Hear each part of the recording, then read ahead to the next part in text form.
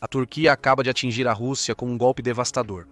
Ao aproveitar seu controle sobre o Mar Negro e fazer uma declaração audaciosa sobre a Crimeia, a Turquia está encurralando Putin, o homem que pensou que invadir a Ucrânia dividiria o mundo e provaria seu gênio militar agora se vê superado por Erdogan. O que está motivando Erdogan a tomar medidas tão ousadas? E como isso pode agitar o jogo de poder regional? As jogadas da Turquia estão favorecendo Putin mais rápido do que ele poderia ter previsto, e ele não é conhecido por sua previsão atualmente. Mas a audácia de Erdogan não surgiu do nada. Isso integra uma estratégia bem planejada que Putin sem dúvida subestimou. Nas últimas 2 décadas, Erdogan tem aumentado seu controle sobre a Turquia, adotando uma visão neo-otomana militarizada para o país. Enquanto isso, Putin provavelmente pensou ter encontrado um aliado confiável para comprar seu petróleo e gás com desconto, enquanto o mundo excluía a Rússia. As compras turcas de energia russa dobraram entre 2021 e 2022, e Putin provavelmente assumiu que Erdogan estava no seu bolso. Putin errou ao acreditar que tinha tudo sob controle, perdendo completamente o enredo da situação. Turquia e Rússia têm entrado em conflito por séculos. Erdogan tem jogado dos 2 lados do conflito ucraniano, mas no dia 11 de setembro ele fez sua jogada, declarando que a Crimeia deve ser devolvida à Ucrânia. Por que Erdogan puxaria o tapete de Putin agora? Putin não é tão inteligente quanto acredita ser. O aspirante a czar está percebendo que a estratégia de Erdogan é mais impiedosa do que imaginava e a Crimeia é o melhor lugar para atingir Putin onde dói.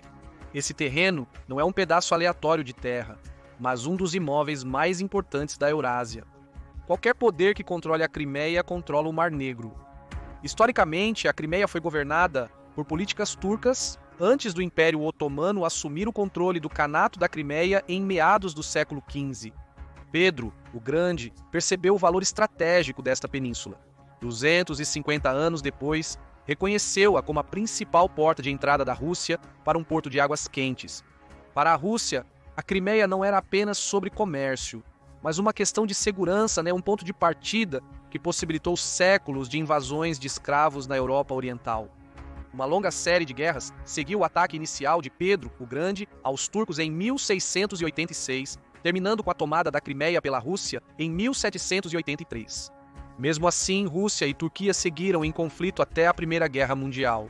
Os otomanos, mesmo após perder a Crimeia, ainda buscavam impedir o crescimento excessivo do poderio russo no Mar Negro. Esse interesse persistiu até o século XX.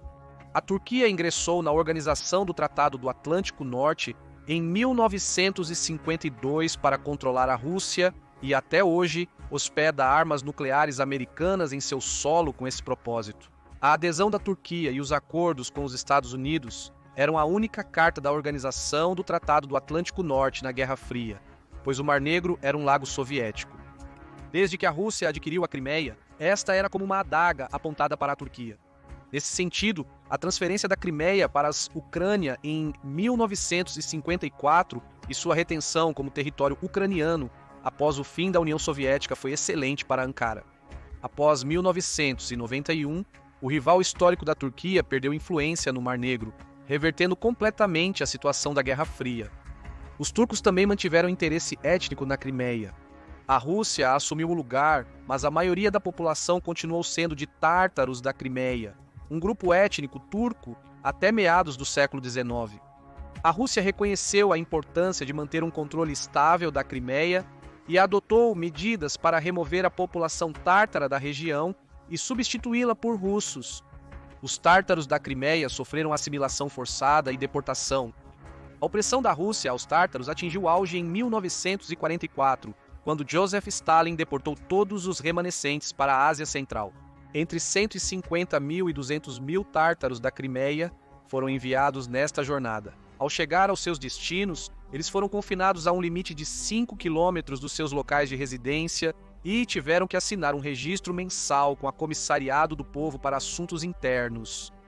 Nessas prisões a céu aberto, eles foram designados para trabalhar em fazendas ou fábricas estatais por baixos salários. Os tártaros só foram autorizados a retornar à Crimeia em 1988, durante as reformas de perestroika de Gorbachev. Até 2002, 260 mil haviam retornado de um estimado de 500 mil em território ex-soviético.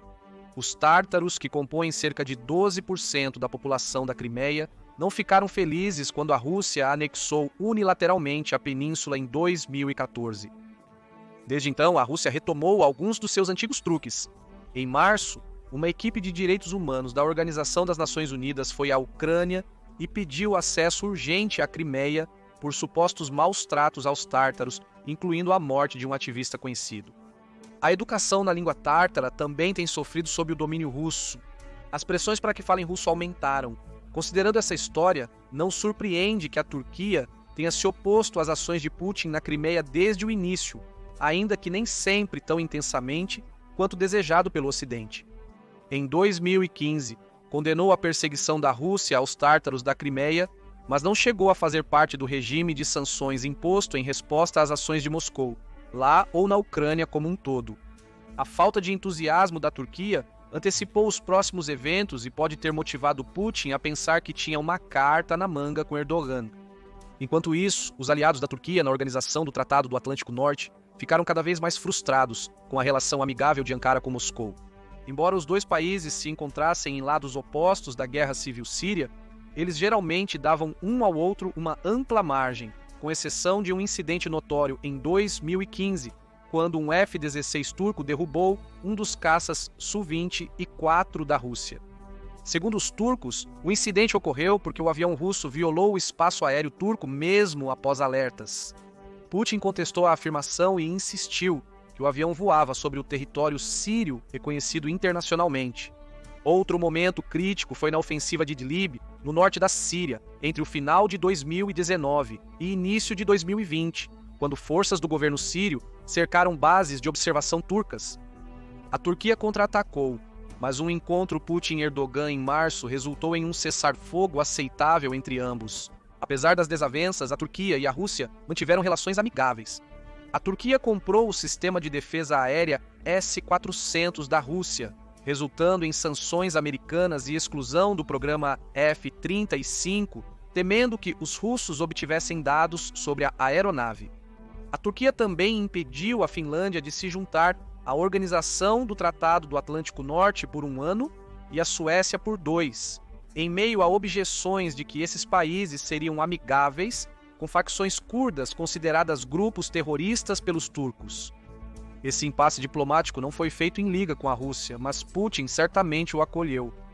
Mais uma vez, a Turquia demonstrava sua fama de se tornar progressivamente um membro destoante da Organização do Tratado do Atlântico Norte, não mais compartilhando o compromisso da aliança com uma ordem global liberal. Putin e Erdogan têm semelhanças significativas. Assim como Putin, o líder cada vez mais autoritário da Turquia supostamente defende o modelo de Estado de civilização do mundo. Essa visão de mundo refuta uma base das relações internacionais modernas, que considera cada Estado com direito à soberania absoluta e integridade territorial dentro de suas fronteiras reconhecidas internacionalmente. Ao invés disso, os elementos cruciais do modelo de Estado de civilização são os vínculos de cultura, religião, etnia e língua, que podem ir além dessas fronteiras. O Estado tem a tarefa de defender e preservar essas coisas. Putin invadiu a Ucrânia sob esses pretextos, pois considera as relações internacionais modernas como uma imposição ocidental dos tratados de Westfália e Versalhes. Putin enfatizou essas ideias ao preparar sua invasão da Ucrânia, chamando o fim da União Soviética de fim da Rússia histórica, o que separou milhões de russos étnicos da pátria. Ele reiterou suas acusações desde 2014, alegando que neonazistas ucranianos assumiram o governo e oprimiam russos étnicos e falantes de russo com apoio ocidental. No ensaio de 2021, intitulado Sobre a Unidade Histórica de Russos e Ucranianos, Putin elaborou mais sobre sua visão de mundo, centrada na civilização, ao afirmar que Rússia, Ucrânia e Belarus historicamente foram uma nação e um povo, unidos sob o Império Russo e a União Soviética, e depois despedaçados, agora separados por imposições ocidentais de relações internacionais. No fim do ensaio, Putin foi mais franco sobre suas visões de como a ordem mundial deveria ser. Ele mencionou que os países ocidentais, apesar de terem fronteiras definidas, são próximos e compartilham cultura e idioma, com pessoas transitando entre seus territórios e se sentindo em casa devido às similaridades. Ele deu os exemplos dos Estados Unidos e Canadá, bem como Alemanha e Áustria. Ele disse que o mesmo era verdade para os ucranianos, que agora vivem na Rússia. Ele disse que os vemos como nosso próprio povo, não separados. Putin também afirmou que a soberania ucraniana, seguindo o modelo ocidental, baseia-se na ideia de ser anti-Rússia. Ele jurou que nunca permitiria que os territórios históricos e o povo da Rússia fossem usados contra a Rússia. Ele concluiu que a verdadeira soberania da Ucrânia só é possível em parceria com a Rússia. Nossos laços espirituais, humanos e civilizacionais, formados por séculos, originam-se das mesmas fontes. Eles foram endurecidos por provações comuns, conquistas e vitórias. Nosso parentesco tem sido passado por gerações. Está nos corações e memórias dos russos e ucranianos modernos, nos laços de sangue que unem milhões de famílias. Juntos sempre estivemos e seremos muitas vezes mais fortes e bem-sucedidos, pois somos um só povo. Historiadores do Oriente e Ocidente criticaram o ensaio de Putin como propaganda ahistórica, revelando muito sobre suas visões das relações internacionais. Portanto, seu ensaio é relevante não só quanto à invasão da Ucrânia, mas também às suas relações com líderes internacionais. Essa suposta visão de civilização mundial é uma das razões da alegada proximidade entre Putin e Xi Jinping, da China. Xi também enxerga o mundo por essas ideias, o que explica em parte sua atividade militar em torno de Taiwan e expansão no Mar do Sul da China. Seu governo justifica a fortificação de ilhas na área, alegando que essas águas são historicamente chinesas. Em 2015, Xi mesmo afirmou que as ilhas eram território chinês desde os tempos antigos. No ano seguinte, um tribunal internacional decidiu contra as reivindicações territoriais da China e seu mapa da linha de 9 traços, mas Pequim ignorou a decisão. Não enxergava o mundo da mesma forma. Para Xi e seus subordinados, a ideia de um tribunal internacional em Haia ditar à China o que fazer em seu suposto território histórico era mais uma imposição ocidental sobre questões de caráter chinês. Essas noções de direito internacional são cruciais nas relações atuais entre Rússia e Turquia. A República da Turquia pós-otomana foi fundada com base no modelo de ser um Estado-nação moderno, ao estilo ocidental. A ocidentalização foi uma das maiores prioridades de Mustafa Kemal Atatürk. Contudo, a Turquia aos poucos tomou um rumo distinto sob Erdogan. A mudança mais simbólica, talvez, foi em 2020, quando ele converteu a Hagia Sofia em mesquita. Atatürk transformou uma mesquita em um museu não religioso em 1935, como parte de seus esforços para modernizar o país por meio de reformas seculares. Apesar das objeções internacionais, Erdogan decidiu seguir o caminho contrário. A decisão visa agradar a base conservadora muçulmana de Erdogan na Turquia. A reconversão da Hagia Sofia em mesquita foi projetada para agradar aos muçulmanos devotos dentro e fora da Turquia, que há muito tempo pediam por isso. Líderes ocidentais se opuseram à conversão, mas os turcos viram isso como imposição. Na última década, com Erdogan consolidando seu poder, a Turquia se tornou militarmente mais ativa. Uma vez uma grande potência com um alcance militar vasto, Atatürk presidiu uma retirada estratégica turca sob sua política externa, de paz em casa, paz no mundo. Até hoje, o governo turco afirma que busca manter essa política. Mesmo durante a Segunda Guerra Mundial, a Turquia permaneceu neutra até os últimos meses.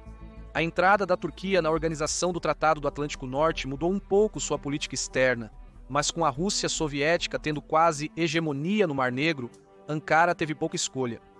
A intervenção na disputa de Chipre em 1974 marcou o início de uma política externa turca mais ativa. A prolongada guerra da Turquia com o Partido dos Trabalhadores do Kurdistão ajudou a tirá-la do recuo estratégico, mas Erdogan acelerou esse processo. A Turquia não é mais um jogador passivo. Realizou grandes operações de combate no Iraque e na Síria e construiu relações militares com países tão distantes como Líbia, Paquistão, Somália e, como veremos em breve, Europa Oriental. Sua presença militar inclui a maioria das terras que antes faziam parte do Império Otomano. Erdogan também questionou repetidamente o Tratado de Lausanne de 1923, que define as fronteiras da Turquia reconhecidas internacionalmente. Ele declara que Atatürk foi obrigado a fazer essas concessões em termos desiguais e que a Turquia tem o direito de exigir a volta a um plano territorial anterior, definido pela legislatura otomana em 1920. Esses territórios incluíam Chipre, partes do norte da Síria, Iraque, Armênia, Geórgia e Irã, além das Ilhas Egeias, se estendendo até partes da Grécia continental. Cartógrafos turcos estão fazendo reivindicações territoriais mais agressivas, incluindo áreas da Armênia e Síria dentro das fronteiras da Turquia. Eles podem ter aprendido essa tática com seus homólogos chineses, que realizam operações semelhantes de fatiamento de salame para afirmar reivindicações territoriais, além de suas fronteiras reconhecidas internacionalmente, usando esses mapas em seus esforços de guerra de informação. A política externa mais ativa da Turquia sob Erdogan levou a acusações de ambições neo-otomanas. Especialistas ocidentais focam no autoritarismo interno da Turquia, mas outros, como os do Instituto do Oriente Médio, alertam que essa visão é muito restrita para compreender seus reais objetivos. Um deles promove um movimento político pan-islamista. Há um viés histórico nessa política. Os sultões otomanos afirmavam ser os legítimos califas, sucessores do profeta Maomé e governantes de toda a comunidade muçulmana, combinando funções seculares e religiosas. Erdogan não foi tão longe, mas seu governo se posicionou como defensor e promotor do Islã. A reconversão da Hagia Sofia em mesquita foi planejada com esse objetivo. A Turquia financiou a construção de mesquitas globalmente, com Erdogan participando de muitas inaugurações.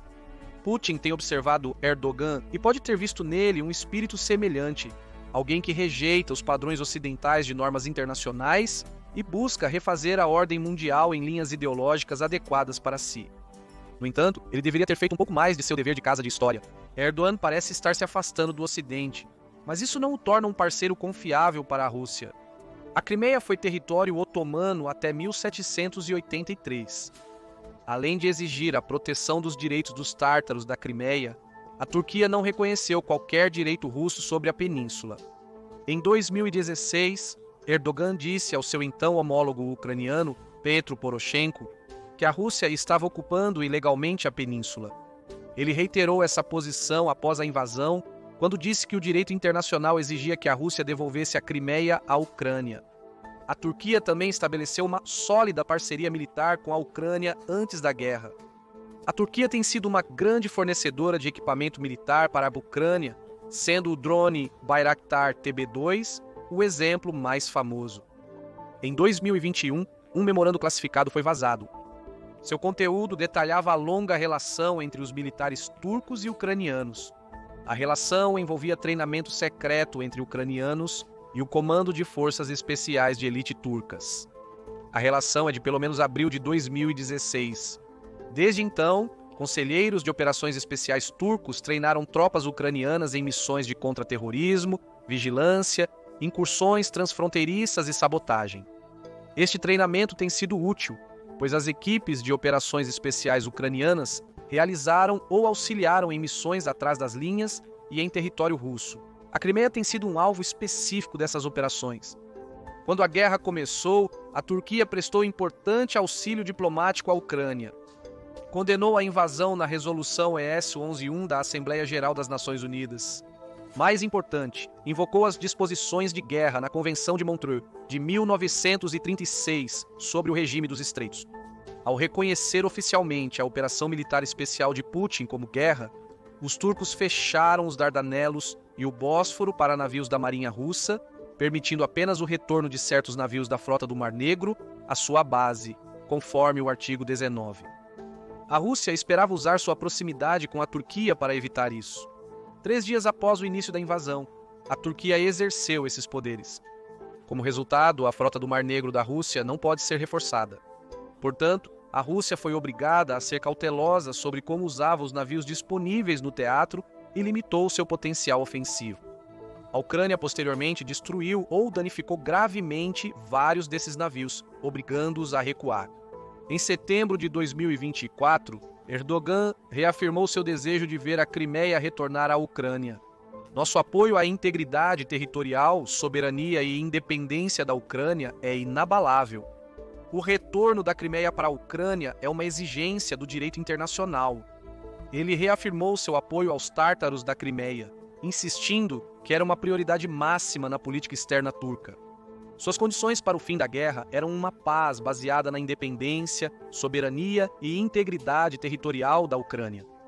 Erdogan pode não respeitar essas noções em outros lugares, mas no Mar Negro os interesses da Turquia são impedir que a Rússia se torne muito poderosa.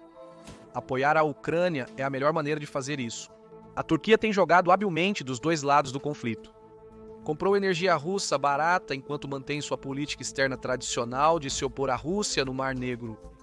A Turquia também deve apoiar os tártaros da Crimeia para ser reconhecida como a principal potência da fé muçulmana. Putin pode ter visto em Erdogan um autocrata semelhante, mas autocratas geralmente não são unidos por amizade profunda ou laços ideológicos. Eles tendem a fazer o que é melhor para si. Manter a Crimeia como um posto avançado russo no Mar Negro não beneficia a Turquia. Se for o caso, Erdogan pode secretamente querer isso de volta para si mesmo. O que você acha que acontecerá a seguir na dança entre a Turquia e a Rússia? A insistência de Erdogan para que a Crimeia seja devolvida à Ucrânia é parte de sua estratégia para negociar de forma mais dura e obter energia russa a preços mais baixos, ou ele está dizendo isso por um verdadeiro compromisso com os direitos soberanos da Ucrânia sob a abordagem do status quo internacional? Não se esqueça de nos informar nos comentários. Além disso, clique em curtir e se inscreva para mais análises militares de especialistas. Agora vai e confira, o Japão acaba de dar um golpe devastador na Rússia? Ou clique neste outro vídeo